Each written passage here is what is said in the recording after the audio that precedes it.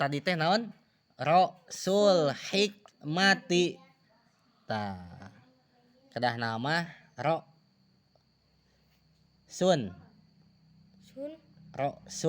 tah nya terus al hikmati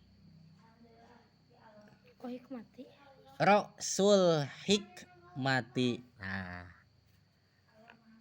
kedah nama kitu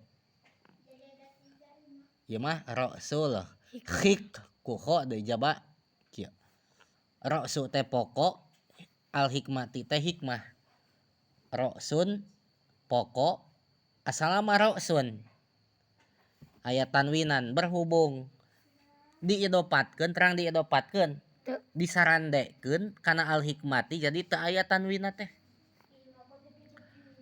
rasun pokok al hikmati hikmah maho patullahi sanesko ieu mah ko tapi laras ieu mah lamun asal pa maho patullahi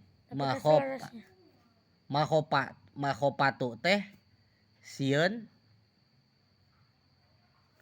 Allahi ka Allah.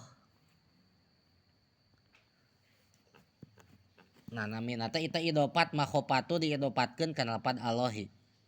Jadi pokokna hikmah adalah sieun ka Gusti Allah. Sing saha jalma anu sieun ku Allah dina setiap waktu seseueurna teh sieun ku Allah eta jalma teh. Sehingga eta jalma teh teu wani doraka, teu wani membangkang kana perintah Allah. Mun Allah marintah teh sieun manehna teh lamun teu ngalaksanakeun perintah Allah teh. Begitu pula lamun Allah melarang manehna teh naon? Sieun ngalaksanakeun perintah Allah. Sieun ngalaksanakeun larangan Allah teh. Tah jelema nu kitu teh jelema nu sieun ku saha? Ku Allah. Maka jelema nu kitu bakal meunang hikmah. Hikmah teh al ilmun nafi. Naon cenah? Al ilmun nafi. Al ilmun nafi. Naon al ilmun nafi teh? Ilmu anu bermanfaat. Jadi jalmi anu gaduh ilmu manfaat teh jalmi anu gaduh hikmah. Jalmi anu gaduh hikmah saha? Jalmi anu sieun ku Gusti Allah. Jalmi nu sieun ku Allah mah ilmuna ge manfaat keur dirina. Manfaat keur batur. Sabab obrolan jalma anu sieun ku Allah mah nu boga anu mengandung hikmah. Obrolanana ogen moal obrolan doraka tapi obrolanana ogen obrolan anu bermanfaat.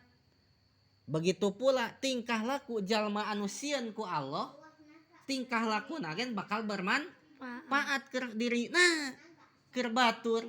Naon sababna? Sabab sieun ku Allah jadi tingkah lakuna ogen moal anu doraka tapi bermanfaat keur dirina bermanfaat keur saha? Batur. Nah itu hikmah.